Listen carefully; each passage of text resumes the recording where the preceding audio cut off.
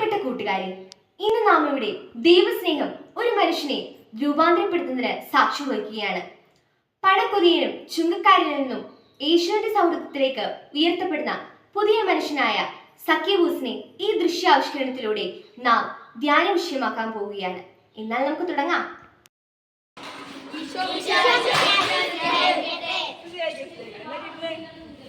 Okay, അപ്പൊ ഇന്ന് അച്ഛൻ എന്താ ബൈബിള് വായിച്ചേ? സുവിശേഷം 19 അധ്യായം സക്കേവൂസിനെ കുറിച്ചല്ലേ അച്ഛൻ ഇന്ന് വായിച്ചത്? സക്കേവൂസിനെ കുറിച്ച് അച്ഛൻ വായിച്ചേ? ഓക്കെ, സമ്മതിച്ചു. സക്കേവൂസിനെ കുറിച്ച് നിങ്ങൾക്ക് എന്തറിയാം? നീ പറയാം, നിനക്ക് എന്തറിയാം സക്കേവൂസിനെ കുറിച്ച്? ഓക്കെ, മോള് പറ, മോൾക്ക് എന്തറിയാം സക്കേവൂസിനെ കുറിച്ച്? മോള് പറ, മോൾക്ക് എന്തറിയാം?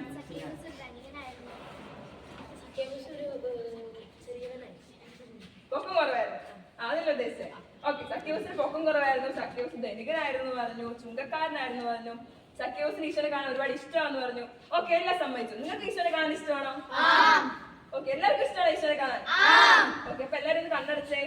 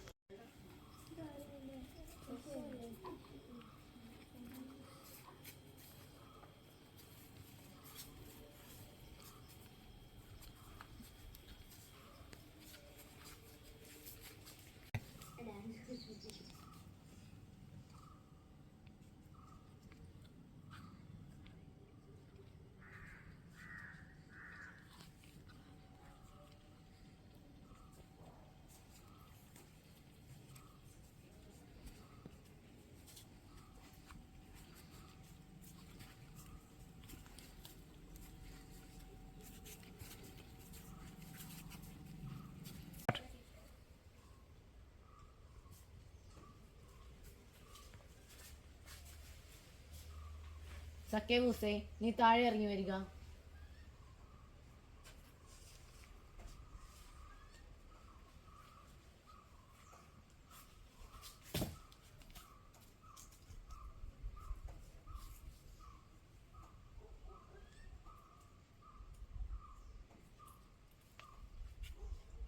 സക്കേവൂസ്, ഇന്ന് നിന്റെ ഭവനത്തിൽ താമസിക്കാൻ ഞാൻ ആഗ്രഹിക്കുന്നു.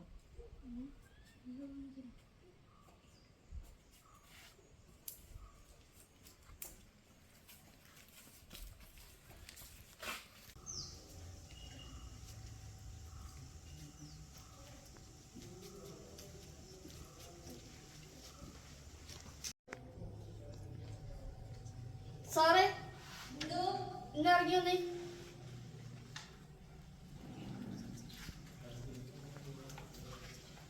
നമ്മുടെ വീട്ടിലേക്ക് ഭക്ഷണം കഴിക്കാൻ വന്നിരിക്കുന്നു.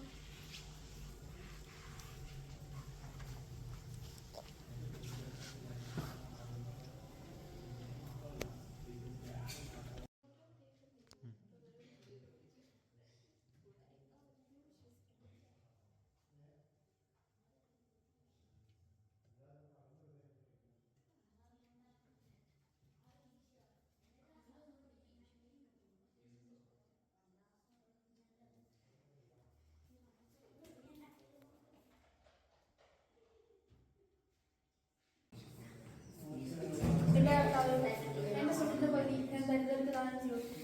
ആരുടെയെങ്കിലും ഞാൻ മനസ്സിലെടുത്തിട്ടുണ്ടെങ്കിൽ അതിന് 4 തിരിച്ചു. ഇന്ന് ഈ ഭവനത്തിൽ രക്ഷ കൈവന്നിരിക്കുന്നു.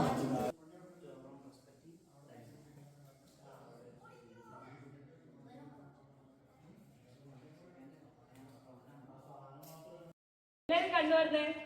നിങ്ങൾ എല്ലാവരും ഈശോനെ കണ്ടോ? ഇനി ഈശോനെ കാണാൻ ആഗ്രഹമുണ്ടോ?